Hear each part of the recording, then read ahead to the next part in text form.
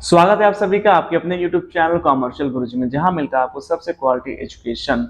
तो आज के लेक्चर से हम लोग सोल्यूशन करना स्टार्ट कर रहे हैं। इसके पहले जो भी लेक्चर थे वो आपके पार्टनरशिप फंडामेंटल के जो बेसिक थ्योरेटिकल पोर्शन थे उसको मैंने आपको बताया, समझाया। अगर आपने उन वीडियोस को अभी तक नहीं देखा तो प्लीज उन वीडियोस देख लीजिए ताकि आगे आपको सोल्यूशन करने में कोई प्रॉब्लम ना है। अब हम लोग आज आगे इसके जो है कि सोल्यूशन करते जाएंगे। उसके बाद अगर कोई नई चीजें आती हैं तो उसका थ्योरी वीडियो और उसके साथ साथ जो है कि उसका सोल्यूशन वीडियो जो है कि आप तक जो है कि पहुंचाया जाएगा। तो आपके जानकारी को बता दूं कि आप लोग इस वीडियो के डिस्क्रिप्शन को जरूर चेक करिएगा। आपको वहां पर टेलीग्राम ग्रुप का एक लिंक मिल जाएगा। उस लिंक से जो है कि टेलीग्राम ग्रुप को जरूर ज्वाइन कर ले, क्योंकि आपको वहां पर सारी अपडेट और सारा जो है कि प्रैक्टिस आपका अकाउंटेंसी, इकोनॉमिक्स और बिजनेस रिलेटेड जो है वहीं पर कराया जाएगा। मैं आपको बता दूं कि मैं जो है कि डीके गोयल की बुक से सोल्यूशन करा रहा हूं, और मेरे हिसाब से डीके गोयल का जो बुक है वो बोर्ड के एग्जाम के प्रोस्पेक्टिव से सबसे बेस्ट है। बाकी अगर आप दूसरे राइटर का बुक यूज कर रहे हैं तो कोई दिक्कत नहीं है। अगर आपको किसी सोल्यूशन को करने में अगर प्रॉब्लम हो रही है तो आप उसी टेलीग्राम ग्रुप पर जो है कि अपना प्रॉब्लम भेजिए, मैं उसका सोल्यूशन वीडियो बना करके आप तक जो है कि पहुंचाऊंगा। तो चलिए शुरू करते हैं सोल्यूशन। तो आज हम लोग जो है कि बेसिकली 3 या 4 सोल्यूशन करने वाले हैं, और ऐसे ही आगे इस वीडियो में जो भी टॉपिक्स के सोल्यूशन होंगे वो हर एक वीडियो में 3 4 5 करके मैं आपको सोल्यूशन बनाता जाऊंगा। अगर मैं हर एक वीडियो का एक सोल्यूशन बनाऊंगा तो एक चैप्टर से बहुत सारे वीडियोस बन जाएंगे, ठीक है, जो कि उतने सही नहीं है। तो चलिए शुरू करते हैं। तो सबसे पहला जो आपका ये 2024 के बुक से मैं क्वेश्चन करा रहा हूँ। बाकी 2023 का बुक, 2022 का बुक अगर आपके पास है तो कोई दिक्कत नहीं है। सोल्यूशन क्वेश्चंस लगभग सिमिलर ही है, कुछ कुछ चेंजेस जो है कि उसमें हो सकती हैं। तो जो पहला क्वेश्चन आपका वो थोड़ा थ्योरेटिकल बेस्ड है, और ये देखिए ये क्वेश्चन जो है कि आपसे पूछा गया है सीबीएसई 2021 कंपार्टमेंट एग्जाम में, ठीक है। तो चलिए इसको कर लेते हैं फटाफट। यहाँ पे क्या कर रहा है कि जो एक्स वाई है, ठीक है, जो एक्स एंड वाई है उनके बीच जो है कि कोई पार्टनरशिप डीड नहीं है।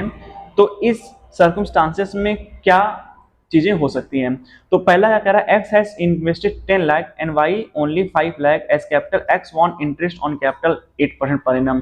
तो आपको मैंने बहुत पहले ही बता दिया अच्छे से कि जब पार्टनरशिप डीड नहीं रहेगा तो कोई भी इंटरेस्ट ऑन कैपिटल चार्ज नहीं किया जाएगा। यानी कि जो एक्स कह रहा है कि मुझे इंटरेस्ट कैपिटल 8% चाहिए, तो ना तो एक्स को ना तो वाई को कोई भी इंटरेस्ट ऑन कैपिटल नहीं दिया जाएगा।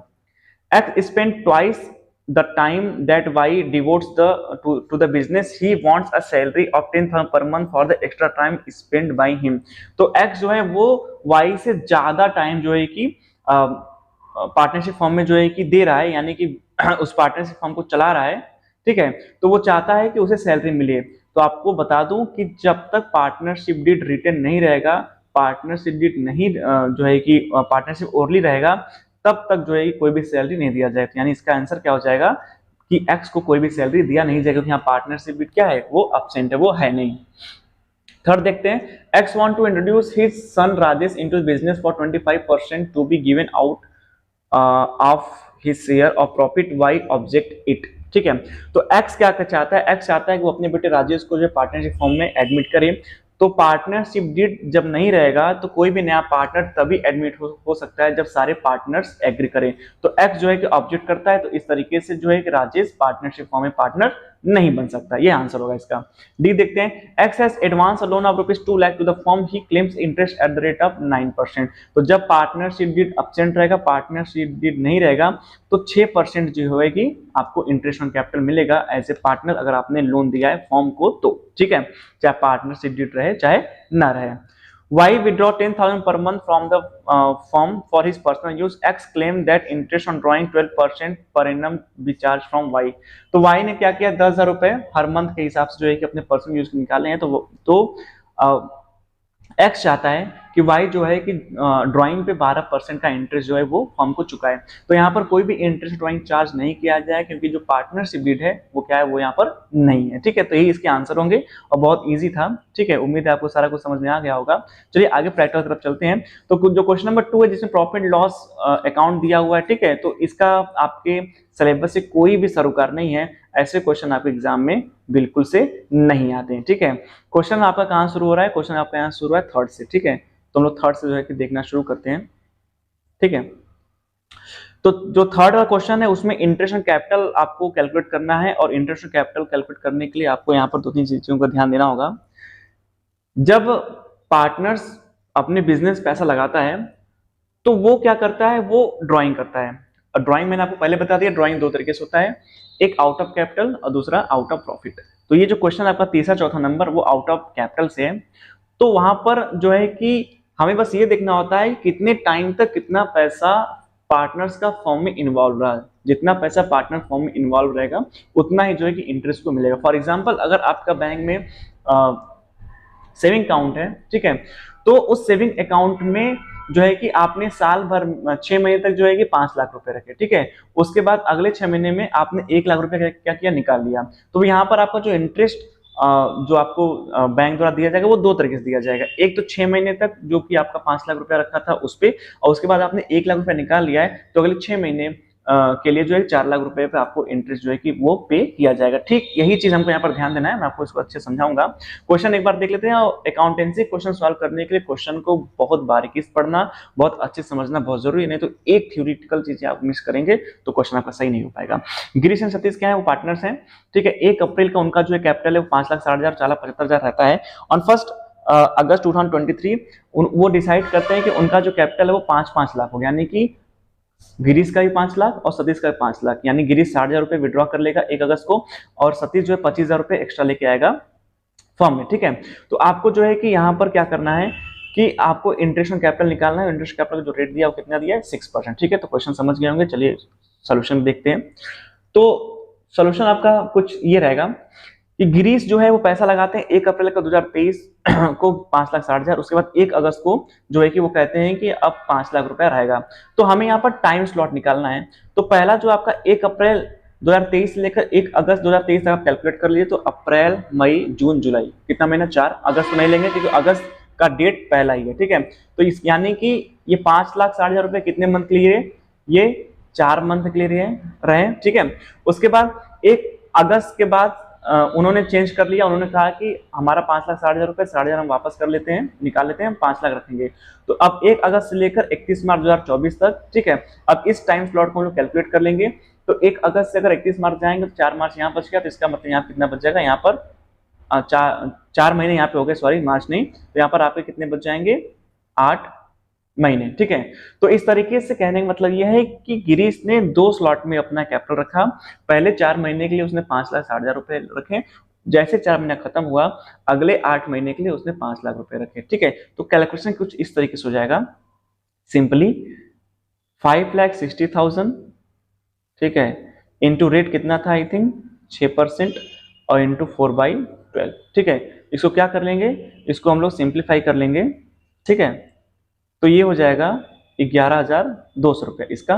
उसके बाद यहाँ आप देखते हैं तो 5,60,000 5 लाख रुपए है कितने महीने, 8 महीने के लिए। तो 6/100 इंटू 8/12, इसको क्या करते हैं, सिंप्लीफाई कर लेते हैं, कितना हो जाएगा ये 20,000, ठीक है। यानी दोनों हुई इंटरेस्ट ऑन कैपिटल को हम ऐड करेंगे तो 20/11 हो जाएगा 31,200 रुपया, ठीक है।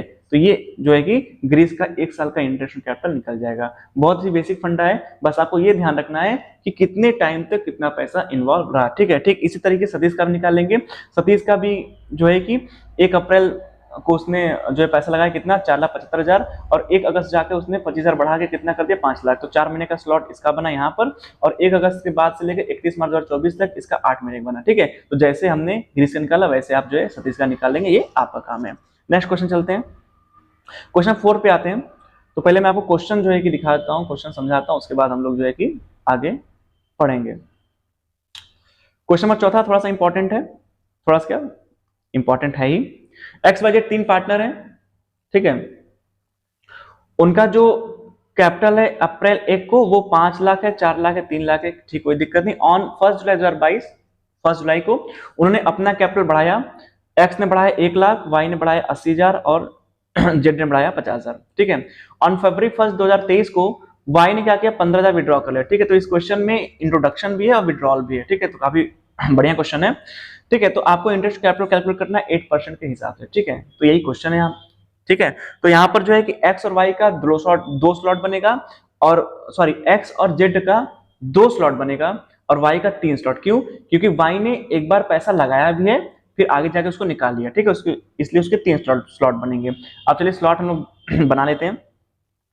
तो यहाँ पर हम x का देखें तो x जो है कि 1 अप्रैल को कितना पैसा लगा रहा है 5 लाख रुपए, ठीक है, और 1 जुलाई को जाकर बढ़ा दे रहा है। तो जब 5 लाख यहाँ पे लगाया तो इसका मतलब 1 जुलाई को जब बढ़ाया, तो 1 जुलाई को जब वो पैसा बढ़ाया होगा तो उसका पैसा बढ़ के कितना हो गया होगा, उसका पैसा बढ़ के 1 लाख प्लस हो गया, तो ये हो गया कितना 6 लाख यहाँ पर, ठीक है।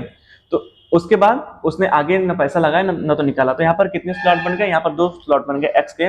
1 अप्रैल से 1 जुलाई काउंट कर लीजिए, अप्रैल मई जून, जुलाई की नहीं लेंगे, जुलाई 1 तारीख है, तो कितना महीना हो गया, ओनली 3 मंथ, ठीक है। फिर जुलाई 1 से लेकर 31 मार्च पूरा पूरा गया हुआ है, ठीक है। तो जुलाई से 31 मार्च जोड़ देंगे आप, तो इधर 3 महीना हुआ, तो इधर कितना हो जाएगा 9 मंथ, ठीक है, कितना हो जाएगा 9 मंथ। यानी कि इस 5 लाख पे 5 लाख इंटू रेट कितना था, आई थिंक 8% है, इंटू 3/12, ठीक है। फिर इसका क्या करेंगे, 6 लाख पे निकाल लेंगे, 8/100 इंटू 9/12, ठीक है। इसको सिंप्लीफाई कर लेते हैं, कितना हो गया ये 10,000 रुपए हो गए, ठीक है। इसको सिंप्लीफाई कर लेते हैं,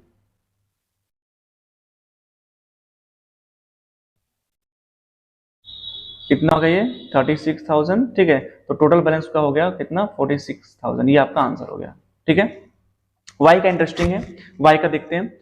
वाई ने क्या किया, वाई ने 1 अप्रैल को पहले 4 लाख रुपए लगाया, उसके बाद 1 जुलाई को जाकर 80,000 बढ़ा दिया, तो यहाँ पे कितना हो गया अब 4,80,000, ठीक है। उसके बाद वाई ने क्या किया कि फरवरी 1 को जाकर 15,000 निकाल लिया, तो 4,80,000 में से फरवरी 1 को जब 15,000 निकाला तो यहाँ पर बन गया 4,65,000 रुपए, ठीक है। यानी कहने का मतलब 1 अप्रैल से 1 जुलाई के बीच कितना महीना होगा, वही आपका 3 महीने, तो यहाँ 3 महीने के लिए पैसा लगा 4 लाख रुपए।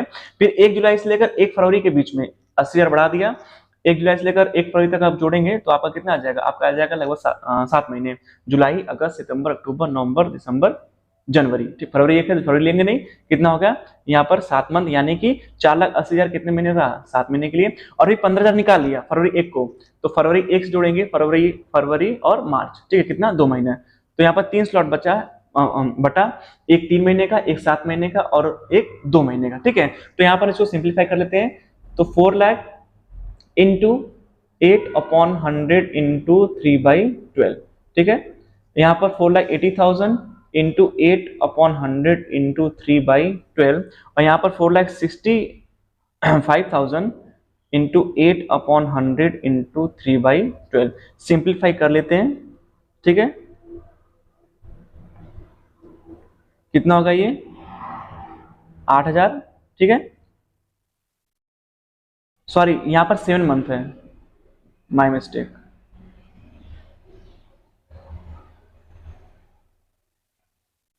यहाँ पर 7 मंथ है और यहाँ पर 2 मंथ है, ठीक है। कर लेते हैं, कोई दिक्कत नहीं है। यहाँ पर 7 और यहाँ पर 2, ठीक है। चलिए